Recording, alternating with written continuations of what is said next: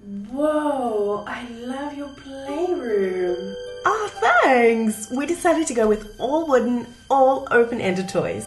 That is not very Montessori aligned. It is supposed to be all closed-ended. What's the difference? Hey, if you're also scratching your head, you've come to the right place. Today I'm going to break down for you exactly what the difference is between open and closed-ended toys and which you and your child actually need in your home. Hey, if we haven't met before, my name is Holly. I'm a pediatric occupational therapist, a mum, and the founder of Playful Pod, which is my play and child development membership community. If you are interested in learning more about your toddler's stage of development as well as parenting, be sure to like and subscribe to my channel because we release new Toddler Tip Tuesday videos every Tuesday. Alright, so let's start out with some toys that you may recognize. But first, if you are wanting to up-level your child's play space, put in toys that actually serve your child's play, and not just for today, but for the long run, please join me for my free 3-day challenge, which is happening in 2 weeks' time. You can find the link for that in the description box. It is going to be so much fun. There's going to be prizes. There's going to be amazing transformations of playrooms, and I would love to see you there. Got it. Magnet tiles, some blocks. Yes, my children did play with these blocks. And a box. Nothing fancy, right? But if you have children that are anything like mine, you may have noticed that they really like these toys. These toys would be called open-ended toys. What does that really mean? It means that there's not a specific design goal in mind. Of course, magnet tiles, you can play with them in a very closed-ended way, right? They can follow a detailed description of how they must build something, and then it becomes closed-ended. But generally, something like magnet tiles, something like blocks, like a wooden rainbow, a box, there are hundreds of different ways that your child could play with it, which of course means that they need to be problem solving, they need to be using their creativity. When children are playing with open-ended toys, and what they also begin to do is storytell. They have kind of a scene or a project or something happening that is motivating them to start building and creating and filling the box with things or emptying things out or using the box as a post box or using it as a house for their dolls. So there's a lot of creativity, storytelling. There's a lot of your child inserting themselves as an agent for change and an agent for creativity within their play. This also means that you open up a bigger window of opportunity for independent play, because if a child is skilled, they've developed that nice, good, strong muscle of independent play, really you can take playing with magnet tiles or playing with a box down so many different avenues that time kind of becomes irrelevant, right? I'm sure you have a memory of this, and it may not have been in your toddler years, it may be when you're a bit older, but that's what we're working towards with our kids, right? Is you like playing with some kind of a fort or a box or something, and it was like a whole day adventure. It was like a whole day play that you did.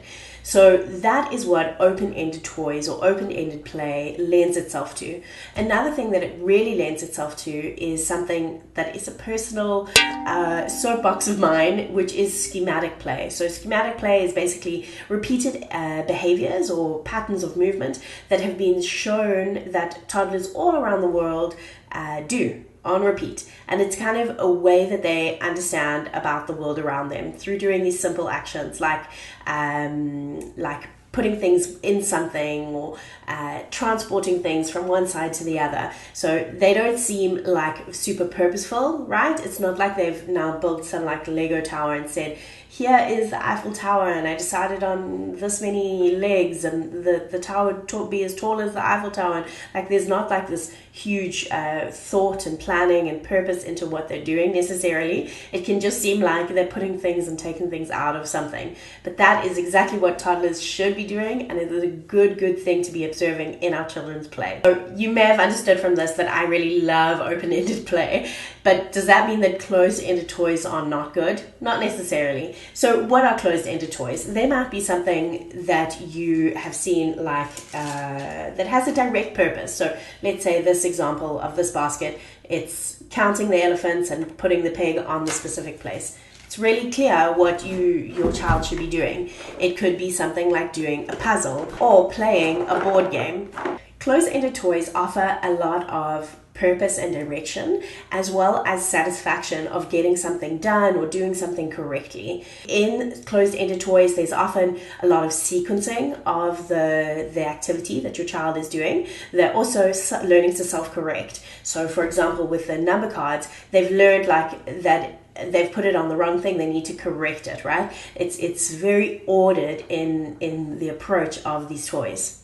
In therapy, we use closed-ended toys a lot because we have a specific goal in mind of maybe a specific skill that we'd like to strengthen for a child. So we'll do, for example, a child learning turn taking.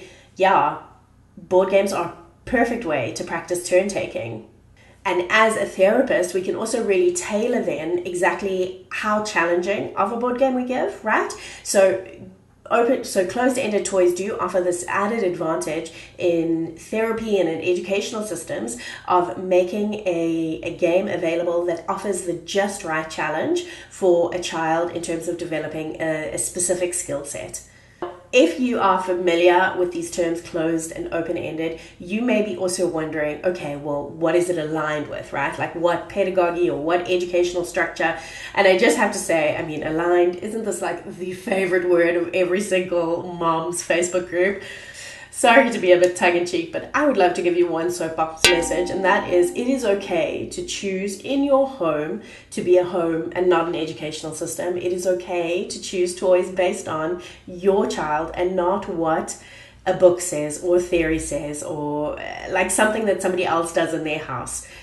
Getting off my soapbox. So, what is this aligned with? Closed-ended toys are often are aligned with Montessori and often associated with a Montessori approach, because if you walk into a Montessori classroom, what you will see is many closed-ended toys, for example, like this, like a basket with a specific purpose, function, and idea of what should be done with the thing that is within the basket. If you walk into a Regio classroom or a Waldorf classroom, you may find the opposite side of the spectrum with only open-ended toys and a real focus on play being very creative and involving storytelling.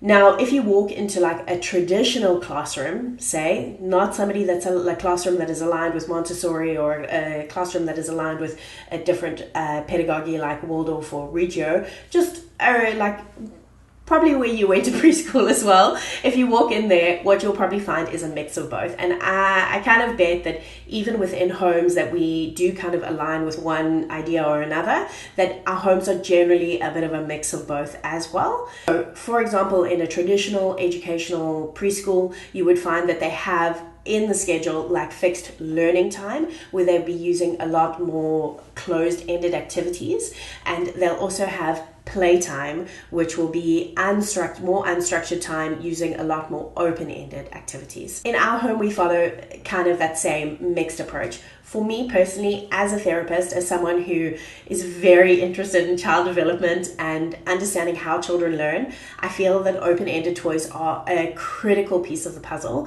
and that we need to be allowing our children time to develop the muscle of independent play as well as the muscle of creativity. So for us, we have probably like an 80-20 kind of ratio of toys, 80% more open-ended materials and 20% probably more like specific closed-ended toys.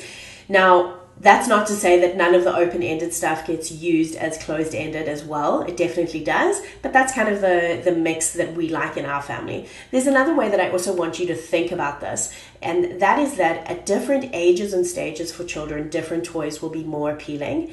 I like to think of closed-ended toys as kind of a stepping stone towards open-ended play.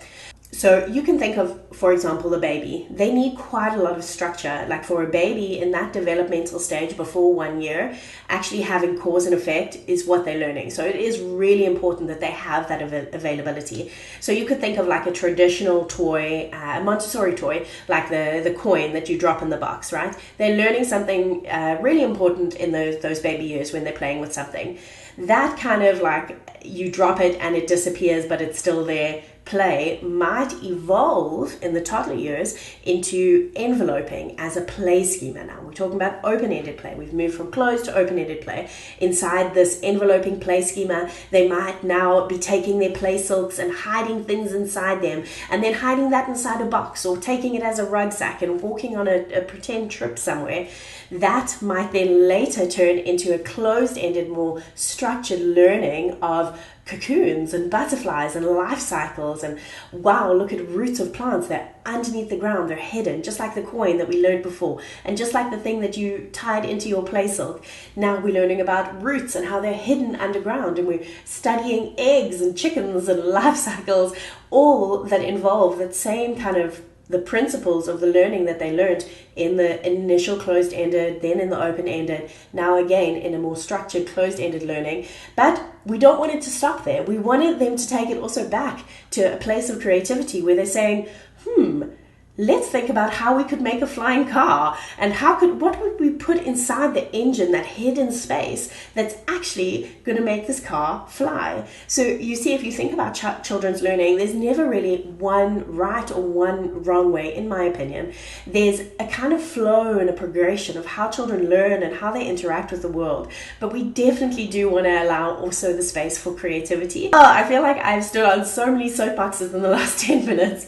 So listen, if you are really interested in toys right now and you're thinking about upgrading or up-leveling your child's play spaces so that they are really engaging in independent play, please come and join me for my free 3-day challenge, which is happening next week. You can find the link for that in the description box below. I'd love to see you there.